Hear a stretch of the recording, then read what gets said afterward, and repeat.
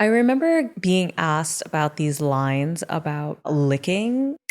You know, there's so many classic examples of terrible stereotypes. We have come so far.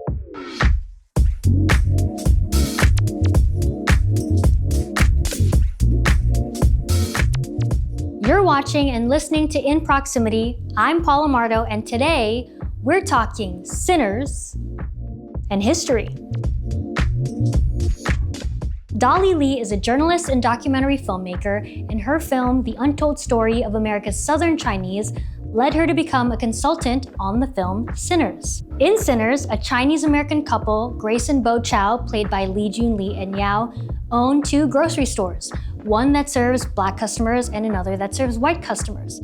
In the documentary about the Mississippi Delta Chinese, Dolly interviewed 4th and 5th generation Chinese Americans who grew up in Clarksdale, Mississippi, where Sinners is actually set, and also in the grocery stores that are shown in the movie. On this episode, Dolly talks about her work as a historical consultant on the film Sinners and her process as a journalist, documentary filmmaker, and visual artist. We go deep in this episode. Here's my conversation with Dolly Li.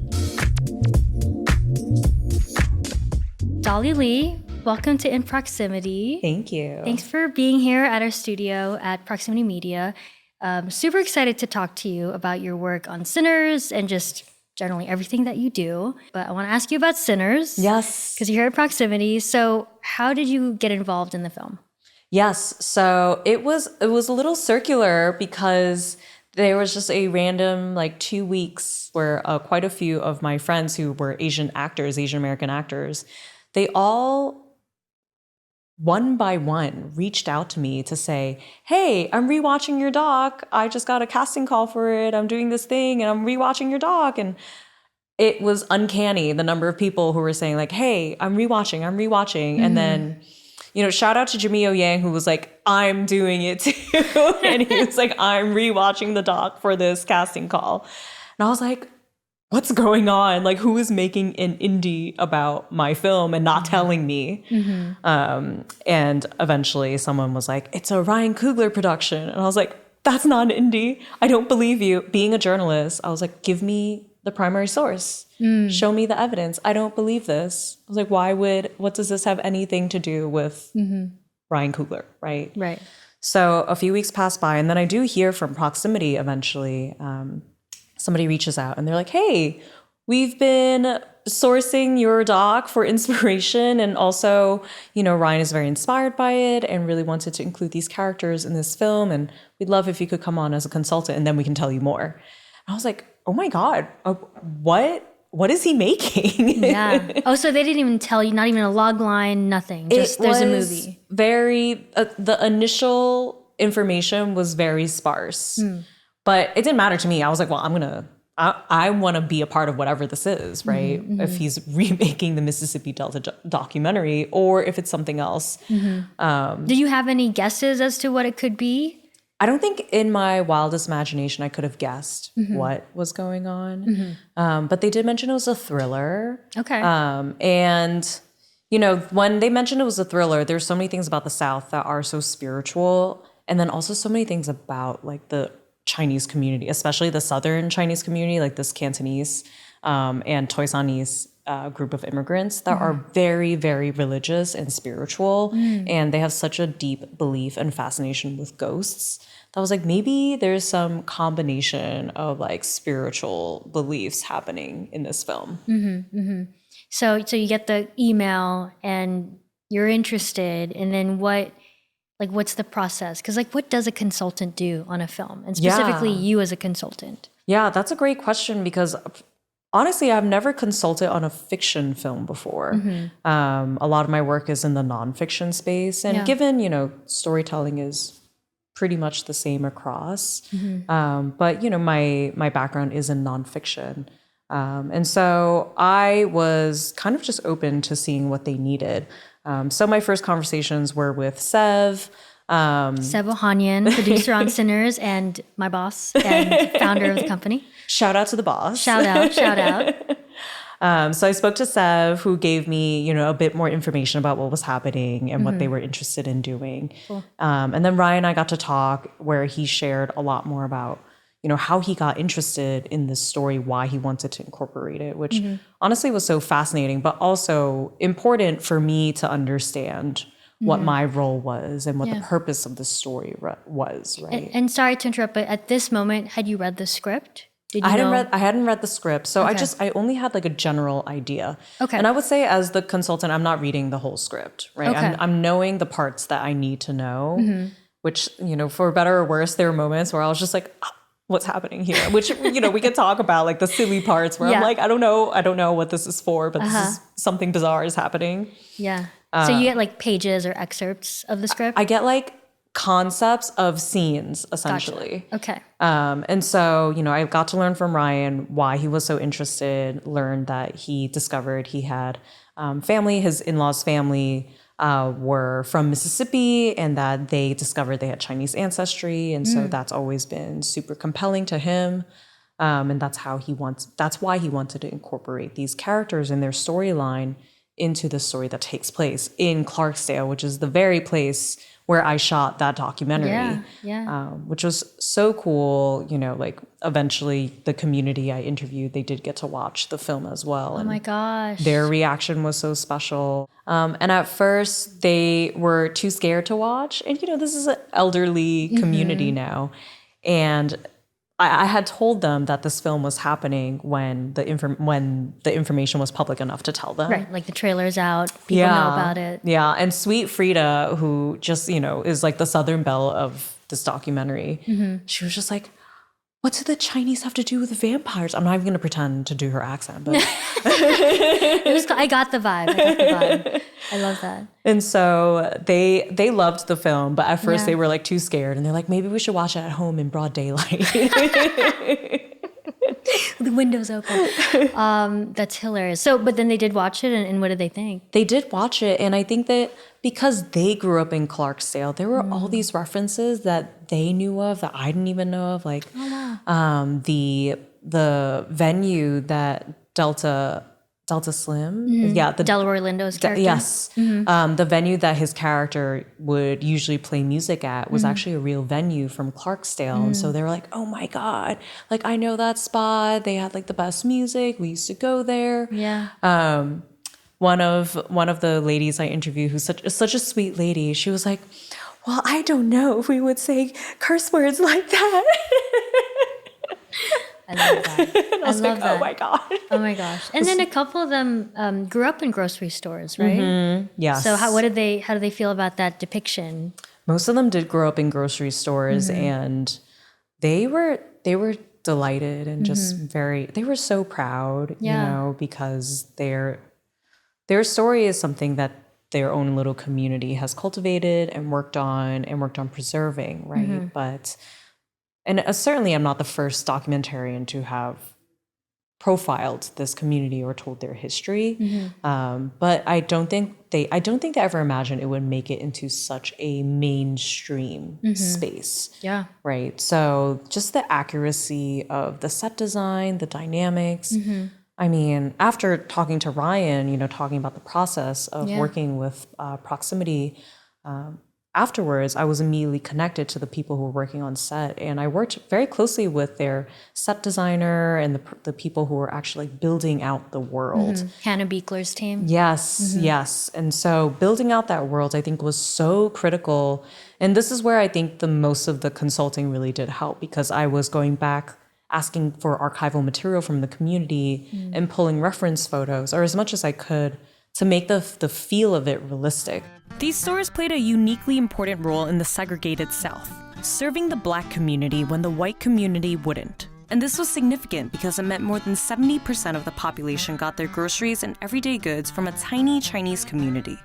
Frida's family store in Min Sang started out in the 1930s as two different buildings across the street from each other, one serving Black people, the other serving white people. Neither Black nor white, the Chinese community found themselves in the middle. It was like a 3-lane road. There were the whites and the Blacks and the Chinese. you've done work around this community for so long, and you had told their story in like a nonfiction format. So what was it like to see the film for the first time? You know, the first time I got to watch the film, I was honestly so nervous. Because you don't know how things will be portrayed, right? And I do feel a deep sense of responsibility for protecting this community.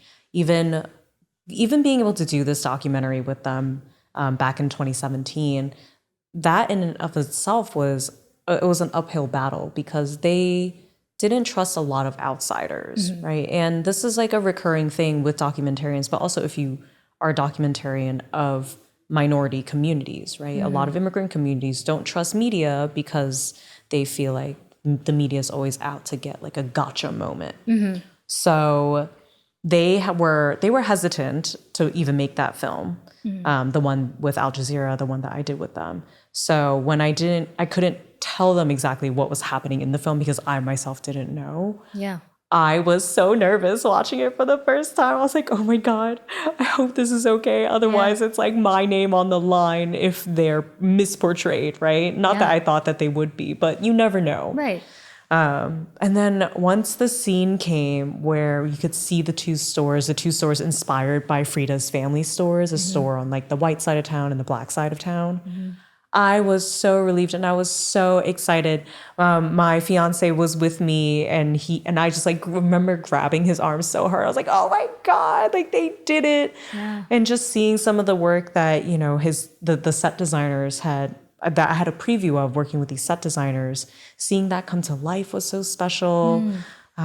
It was, and you know, having worked also with Jun Li and with Yao during this process of just talking with them through like the mindset and like the little details of like, well, this is how they would be thinking. What would they be wearing? Is it realistic to wear makeup? And seeing them bring those characters to life. Yeah, can you talk a little bit more about like, I don't know if it's like funny scenes or moments. I want to go back to that, what you mentioned earlier. You would get concepts of scenes and then you have to figure something out about it. Like, can you name some examples? I remember being asked about these lines about licking and being asked whether those lines, like what dialect those lines should be in. And I was just like, first of all, was this on email or was this like a very important Zoom call where this first started over email. Okay. This is like after we had already started working together. Yeah. Do you remember who emailed you or who contacted you first? Yeah, I believe it was Sev, or it might have been Wei as well. Yes, Sev Ohanyan, our founder and a producer on the film, and also Wei Wing Lao, Sev's assistant. But I get this email about what dialect this line should be in, and it's something about being licked, right? And I was just like, whose line is this? I was like, what's happening for them? And it's like a dry email. Can you please advise? And they're like, what dialect should this be in? And I'm like, and you responded with? I responded with that era. Most of the immigrants came from either Canton or Toisan, but the early immigrants really did come from Toisan. And a lot of them could speak Cantonese, but I was like, if you want to be super accurate, Toisan, but how many people will understand it? Not that many. You know, you could go with Cantonese and easily get away with it, and maybe a smaller, not very big community, or like a slightly larger, not very big community would understand. Yeah. But I love that they went all the way and chose Toisan. I think I know what this scene is. Toisan and Cantonese, those are the two communities that were the earliest immigrants. Most of them were from Toisan or Canton. Canton. Or Guangdong now. Okay. Where's Toisan? What part of China? It's basically, it's a similar part of China. It's like in southern China. It's within the Canton region, but they speak their own dialect. Gotcha. And I think of it, it's a very old school dialect. So when you hear it, it sounds like formal, it's not even formal. It's so informal. It sounds very much like a village dialect, right? Almost like a pidgin dialect. So to hear that on screen is also just so wild and so crazy. And I was like, you guys really went in for it, right? Like, love the dedication. Exactly. Any other scenes, whether it's dialogue or details or even character stuff with the actors? Yeah, the first time I saw it, I was really impressed by Jun Li's work and her acting. Like, I was surprised that she played such a prominent role. Not that, I didn't have faith in her, but more like, I think I've been so accustomed to Asian characters in movies being a side character or a just like kind of superfluous or accessory character. Maybe accessory is really the right word. I'm so used to Asian people and Asian characters in movies being accessories to the plot that I didn't imagine that she would really be part of the plot, right? And so I was very impressed to see that. I thought her acting was incredible. And I think, of course, it like opened up so many conversations, all the think pieces, which, that's the beauty of movies, right? You allow people to have space to really think about what all of these things mean. But I just love that she played such a critical role in the story itself. Yeah, I mean, very pivotal. Spoiler alert, both of them, Bo and Grace are they're part of the community. They sort of help in this grand adventure to build the juke and kind of like open up for the night. And then obviously when things go awry, certain things happen. Most people have seen this by now, so we can talk about it. If you haven't seen it by now, you need to leave. Pause right here, watch the film, and come back. And can we talk about that? Because I feel like you've talked about it online maybe, and you're mentioning think pieces. Can you talk about what was Grace's role and what are sort of the discussions around that? Yeah, certainly there's like Ryan's version of this, right? And my interpretation. And then there's like the internet's interpretation, which, you can't stop the internet from interpreting as they please. Yeah.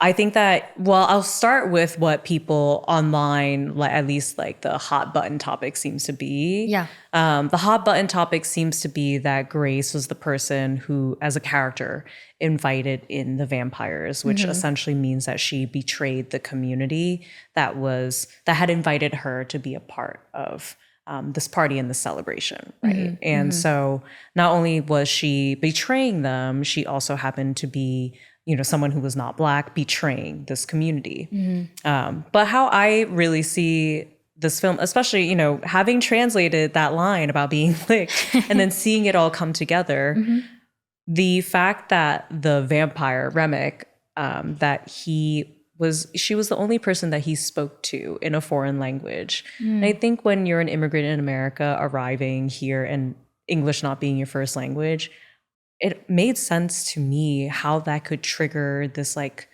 guttural animalistic reaction to wanting to like set the place ablaze and like do whatever you can to save yourself and your family.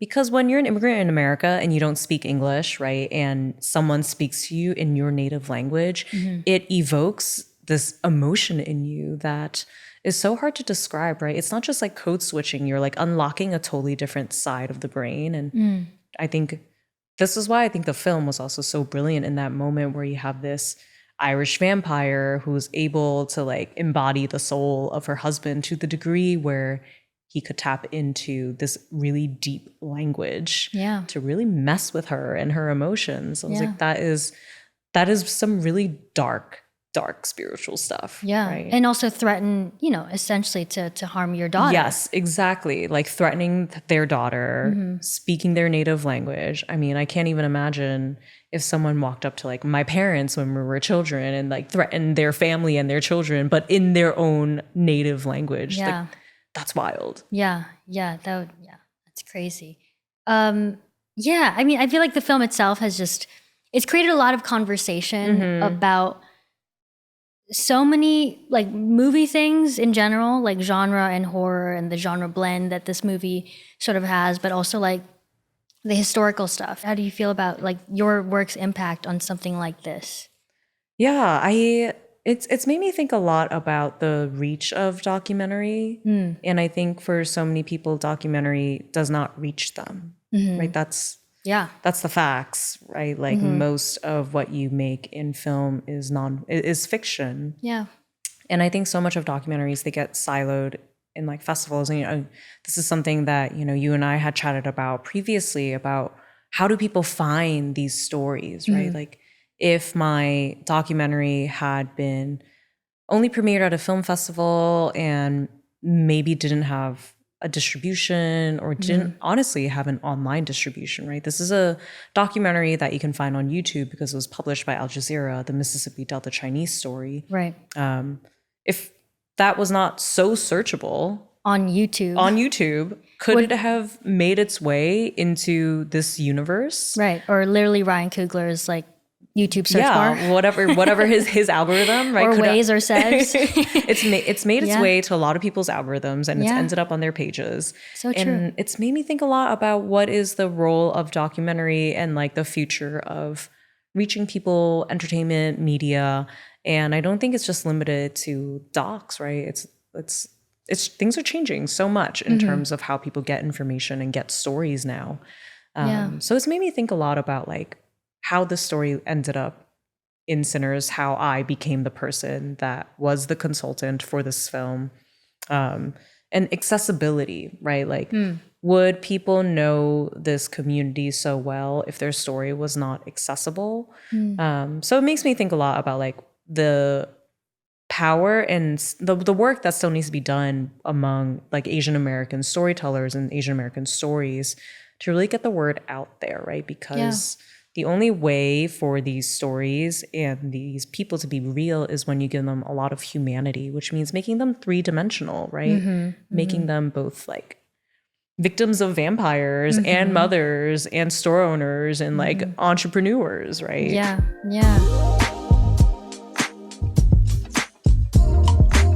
I actually wanted to ask you about the film. So it's called The Untold Story of America's Southern Chinese. It's part of a series of stories you did, it's part right? of a series, yes. Can you talk about the series and how this sort of, the context of it within that? So the series is called Untold America with AJ Plus. Stories about like coal miners in Kentucky and what their lives are like. There's a series that's about the deaf community in Texas, and they go to one of the schools in Texas to like really meet the people who are students there. There's this story, right, of the untold story of the Mississippi Delta Chinese, which is part of a greater like mini series within that franchise that looks at Chinese communities from urban, suburban, and rural communities. Did you pitch that series? How did that come about? I did pitch that series. I had pitched that series for a long time, and probably I was so annoying, and I think that was probably why they eventually let me do this series. And what interested you in this particular series? And how did you come across the Delta Chinese community? Yeah, so, you know, Al Jazeera has been honestly one of the best publications and like news orgs for telling stories are often unheard about in mainstream media. And I believed so strongly that there was an opportunity to tell more stories about Asian Americans, especially about Chinese Americans, because there was such a lack of it, right? And people are hungry for these stories because they want to know. It's not just Chinese Americans or Asian Americans who want to know. It's people outside of that community as well. They're just curious because they don't know that much about them, right? And I think that we were in a really good place to kind of feed into that desire. But I think after, you know, me nagging my editors at Al Jazeera for a while to make this story and also just, you know, proving my chops as a producer, it was also a very specific moment in time where the 2016 election just happened. And I think everyone in the country, especially newsrooms, were asking, what did we miss about the South? Like something happened here where we completely missed the mark on covering Southerners and giving voice to Southerners. And this was something I was so keenly aware of. Not that I'm from the South, but I had gone to college in Texas and I had lived there. So I felt so personally invested in these people that I knew weren't like the caricatures portrayed in media, right? Especially during the 2016 election. So I knew that post the election results, people were really keen on seeing like, what is the South really about, right? So part of it was I had already wanted to do these Asian American stories. Part of it was there was this renewed interest in what the South was like and who were the people who lived in the South. And then I so happened to, you know, I was part of the Asian American Journalists Association. And shout out AAJA. Shout out AAJA. I was once a member. Truly the best, you know, wonderful organization for all folks that are in nonfiction, podcasts, docs, journalism. And I was on the board of the San Francisco group, and we had hosted a panel discussion with some new authors. One of the authors, shout out to her, Adrienne Berard, who wrote this book called Water Tossing Boulders. And it was actually about the Supreme Court case of Lum versus Rice, which took place in the Mississippi Delta. And it was this really old Supreme Court case from the 1920s where a Chinese family sued for the right to attend public school. And during that time, public schools were only for white kids. That family lost that case. But Adrienne Berard profiled, what this family went through, the case itself, what was happening in the Mississippi Delta and in America during that time to give context. And I found that story so fascinating. And Adrienne and I chatted quite a bit about it. And she connected me with this Mississippi Delta community.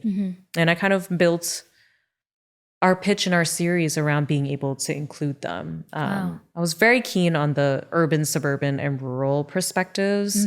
So I think that, Chinese communities are often very one-dimensional. Like they work in restaurants and have Chinese restaurants or Chinese takeout venues. And I'm like, okay, that's a very limited perspective. Yeah.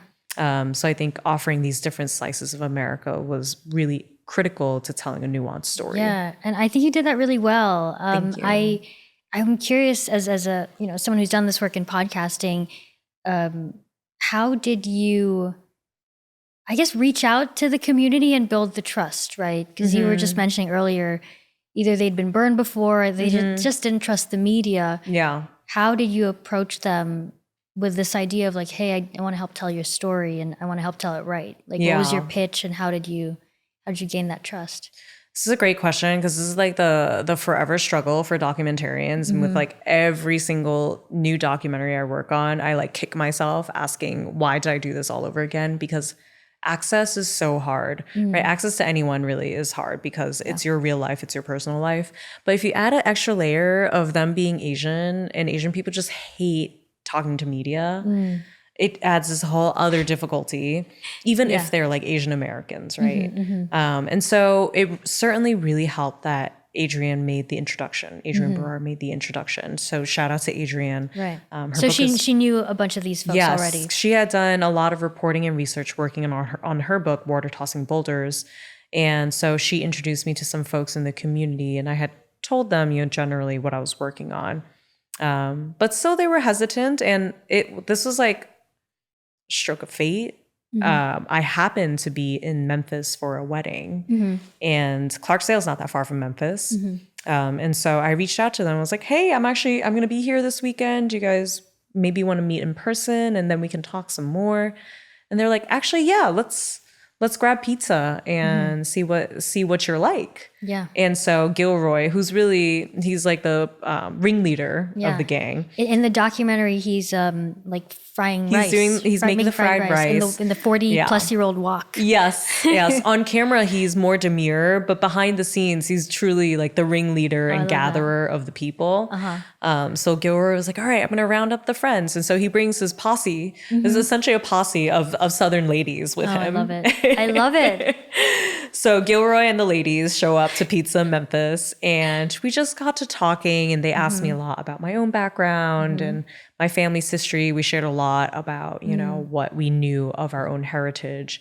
And we have to keep in mind, these people are 4th, 5th generation Americans. Their understanding of Chinese as a language is so removed. They're learning from fortune cookies as much as any American. So they don't right? speak. They don't speak any Chinese. Wow. They know a few words here and there because they've heard it from their families, right? But it's so difficult to preserve language over 4 or 5 generations.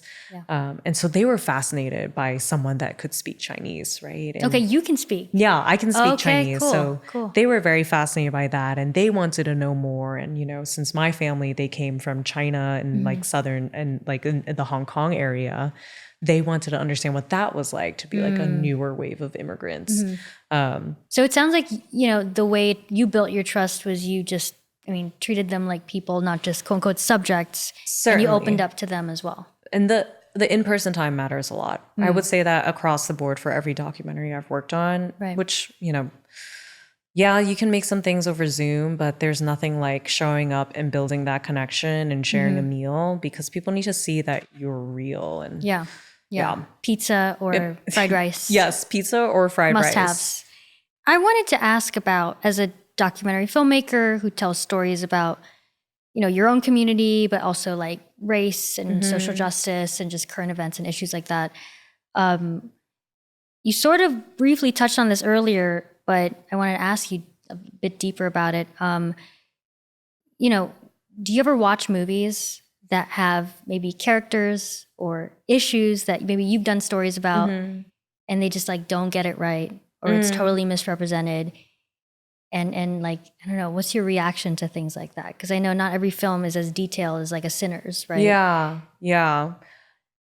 Frankly, nowadays it happens less and less, which is great, right? I think that it's evolved so much where people are more thoughtful of including voices from the community, right? Including consultants. Yeah. And it's truly not that hard, right? It makes for a richer story, but I think, there's so many like classic examples of terrible stereotypes, right? Everything from, I think it was like Eurotrip, right? The early Ken Jeong characters, or, Long Duck Dong, right? From 16 Candles, or, Mickey Rooney portraying a Chinese landlord in Breakfast at Tiffany's, right? Yeah. We have come so far. So we've come to the part of the show where we want to go through a little bit more of your process. But before we start, I have a little surprise question. Oh. We reached out to someone in your community to send a surprise question for you to answer. So I'm going to play it. Okay. You're going to learn who it is, and then you will answer the question. Are you ready? This. Yes. Okay, here we go. Hi, Dolly. This is Jun Stinson Yamagishi calling from none other than Oakland, California. And I have a question for you. Do you remember when we were working on our story about Chinese grocers along the Mississippi Delta, that as we were driving up and down the Delta in the sweltering heat, we ended up needing to stop off at quite a few corner stores in search of something? Just curious if you remember this and if you remember what we were looking for. Oh man. Oh, I love that you guys got June. Yay. Oh my God. Love June so much. Can you, I guess for those who don't know, who is June to you? June was one of the producers on this series about the Chinese American communities in the US that I did with Al Jazeera. And one of those episodes was about the Mississippi Delta Chinese, which eventually made its way into Ryan Coogler's Brain Space. But June was such an important part of that story. I mean, like, June had just had a baby at that time and was just like pumping and being a mom and doing like all of this stuff while on the road. That was the first time I ever experienced someone like pumping on the road and like learning all about it. But oh my gosh, the corner stores. I have to confess, I don't remember what we were looking for. I'm like racking my brain for what we were looking for. You kind of got close to it. She did send me the answer. Oh, good. Okay. I got close. Yeah, very close. She said we were stopping off at corner stores in the sweltering heat looking for ice cubes, bags of ice, because I was just back from maternity leave and was pumping milk in the backseat of our production van. Yes. And I had no clue what I was doing because it was my first production shoot as a pumping mom. And I essentially had a cheap, freezable lunch bag for pumped milk that didn't do a great job, insulated the cold. And since it was really hot, we kept having to restock it up with ice. Fortunately, my liquid gold made it back to California for my daughter. There you go. Oh my God. So you remember part of that? So. Yes, I 100%, because I included a photo. I have a photo of June, doing the boom pole for our interview from that shoot. And sometimes people see like the finished product of things, but they don't know the amount of labor and love that goes into making it. Yeah. And it's not just like the people who are on set. It's like the people who are on set and the people they have to leave behind to be on set or to be in field. Yeah. And it just goes to show like it's never just like a one-man band or like a small production. There's like all this network of people behind making something happen. Yeah. And how big was your crew specifically on this shoot? Our crew wasn't even that big. Like in field, it wasn't that big. It was myself, Our senior producer, it was June, and it was our DP. So we kept it pretty small. You know, all of us did a little bit of everything from like boom, DIT, searching for ice cubes. Yep. It's hard when you do like field-based documentaries to have a big crew, because one, with docs, you never want to overwhelm a subject. Right. So you don't want to bring in like the giant entire crew. Yeah. You don't want to bring in an entire situation. Because that really changes the vibe for how people feel and how they think of themselves and their presence. But also, you know, it's just so much easier. One van, we can all go together. I want to go through a little bit more of your process as a filmmaker and journalist, and you sent some clips and photos, so I wanted to take some time to play those, and then we'll talk a little bit about it. So the first clip is a clip from your documentary. And actually, I'll let you can you share a little bit about this moment of the film, and we'll talk a little bit more about it after, but can you sort of set it up for our audience? Yes, this is probably my favorite moment from the documentary. And everyone has their favorite moments, of course. But this is my personal favorite moment because, one, there's this like really sweet and funny misunderstanding that happens. And two, after, you know, at the point in which we hear this soundbite, I had been talking to Frida probably already for like 45 minutes, right? And so she it's not even so much something I prompted her to say, but it's like a thought that she comes to herself, questioning what it means to be American, essentially. And bringing up the question of like, well, why not me, right? And I think in that moment, it's when I'm doing these interviews for docs, I try my best not to like interject into them too much. But it really stood out to me in that moment because here's a woman who is, you know, a few decades older than me, many generations of American history over me, probably over most people, to be honest, right? How many people can say that they're like fourth, fifth generation Americans today, right? Like so she is still, you know, she's sitting there thinking about this and proposing this question. And I'm thinking about how I asked myself the same thing despite the huge gap between us. Yeah. Right. And I'm like, this question just doesn't go away. Right. Yeah. Let me play it and then we'll talk more. I had an occasion to where I was walking into an office building and some dear little lady said, honey, she says, are you ornamental? And I didn't quite know how to answer her. And I said, sometimes. It happens to me all the time, you know, like, how long have you been here? Or who taught you English? Because we're always foreigners? I mean, that's a great question. I think about that myself all the time. Are we always foreigners? Because of our appearance. Because of our appearance, we just look like we just got here. I mean, we don't look like American people. So that was Frida and Jean, right? Jean was the one who was talking about being ornamental. Yeah, actually, when you were talking about characters in films, Asian characters being films being accessories, I immediately thought of the ornamental comment. And I actually wrote this down. I wanted to ask you about this scene, so I'm glad you picked it. Yeah, what's it like seeing that right now? I think the question still doesn't go away, right? I think there's still so many people who, especially Asian Americans, who are struggling with that question. And certainly seeing yourself on screen is just one aspect of feeling seen or feeling accepted. But I think that it has to go beyond that, right? Like something being on screen is still a fictionalized version of the world, right? Like seeing an Asian Marvel character doesn't like, it's not going to solve all the problems, but it's awesome. It's cool, but like what? Then you still have to enter your real life, and you still have to enter, you know, a world that sees you a certain way, right?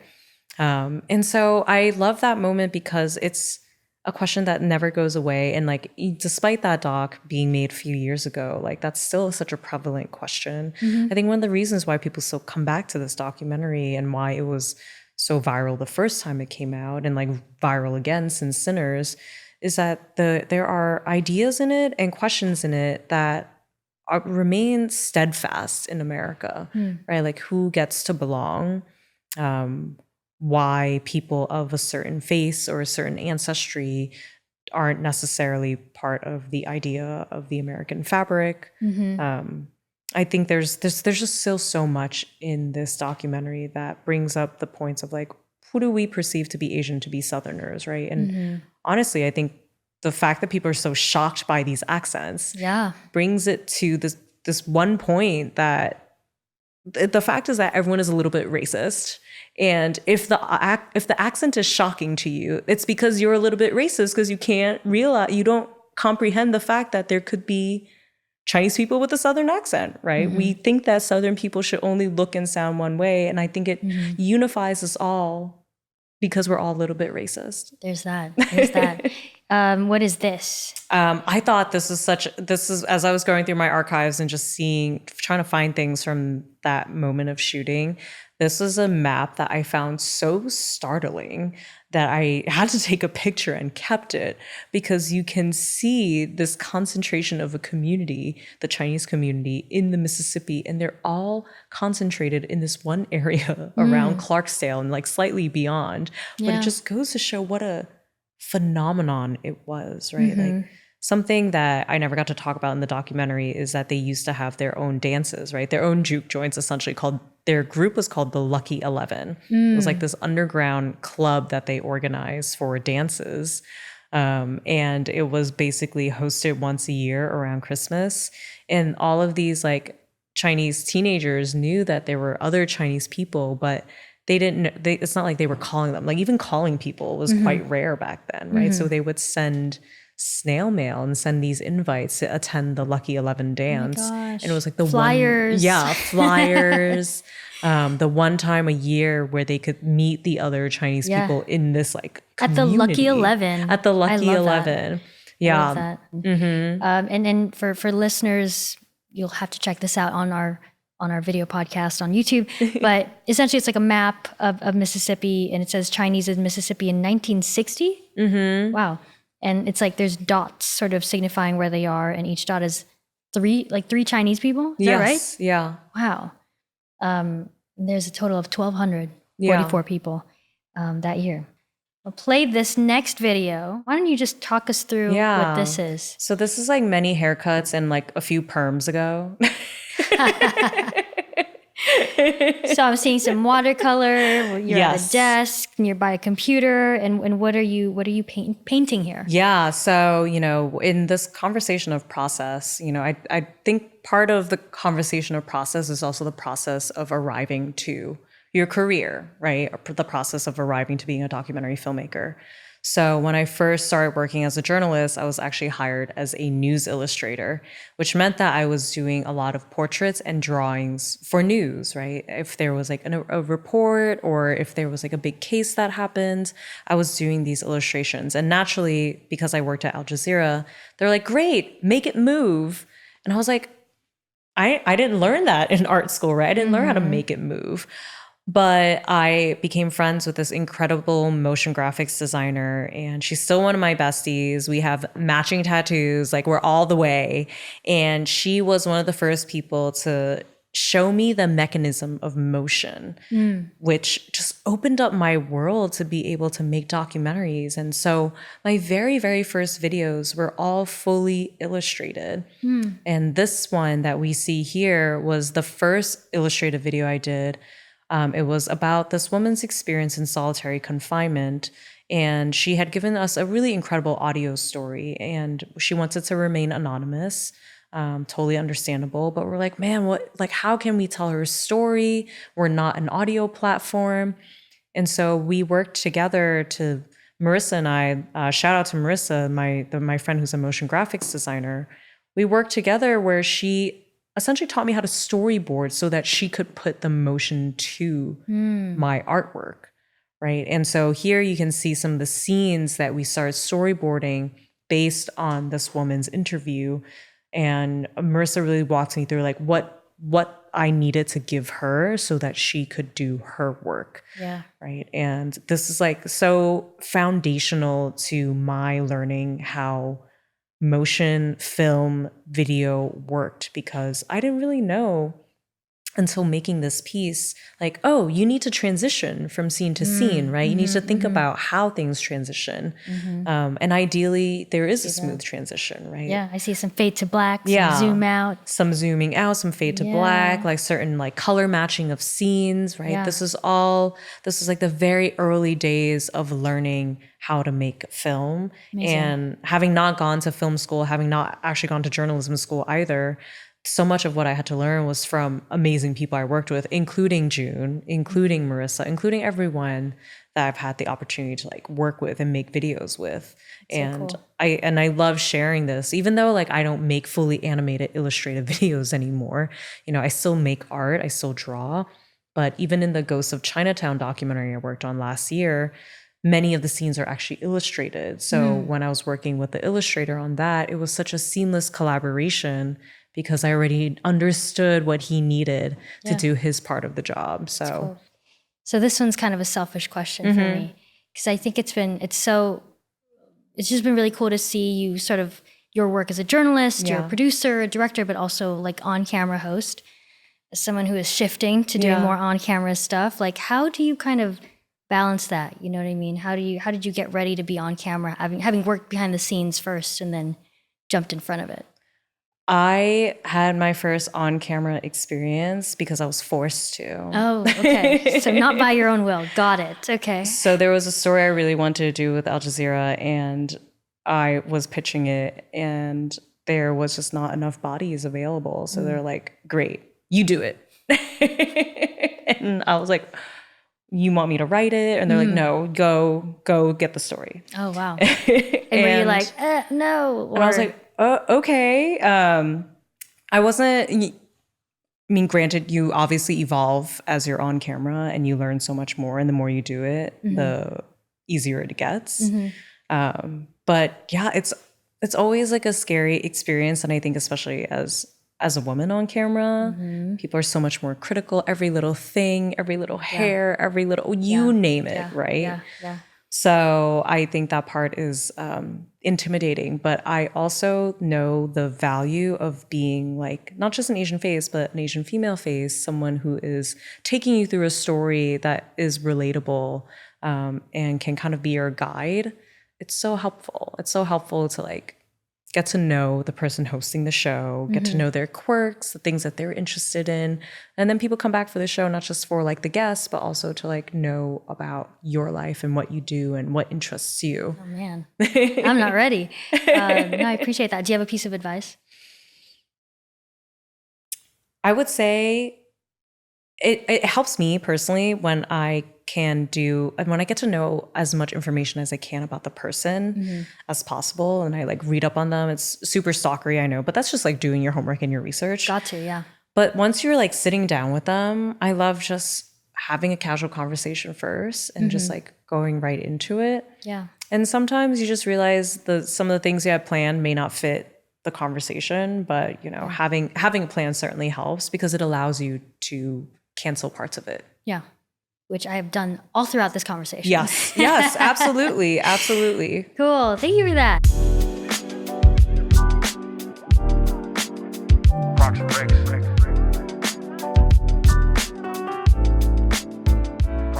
We've come to the end of the show, but before we say goodbye and thank you, we call this our Prox Recs segment. We ask our guests to recommend something. Really, it could be anything you want. Most of the time, folks recommend something to do with their work, whether they're a filmmaker, journalist, whatever it is. It could be a book, a movie, quote, piece of advice. So we've talked a lot about your work and your different mediums. So feel free to recommend something there or just something fun. But yeah, what would your Prox Rec be? This may be a little bit out of what's expected, but I wanted to recommend actually a book that I read recently, which honestly has nothing to do with Asian American anything. But I wanted to recommend the book The Wager by David Grant. So why I'm recommending this book is because David Grant is an incredible writer. He actually wrote Killers of the Flower Moon. I'm sure The Wager will also become a movie, a blockbuster movie eventually. But the way that this book is written, it's a nonfiction, but the way the book is written like a really epic fiction narrative. And I think for people who are interested in the world of documenting an archive and finding a story by piecing together evidence, this book is such a masterful work in how to source real information, right? It's how to source truth and add narrative to it. And so I've been recommending this book quite a bit to other friends who are just like interested in reading. Yeah. But I find this, like, the book itself is such a great study of nonfiction. And David Grann spent years researching this book. And the story is about a shipwreck that took place in the 1800s, right? So it's so far back. Wow. It's so far back. And as a documentarian, I have such admiration for someone who can go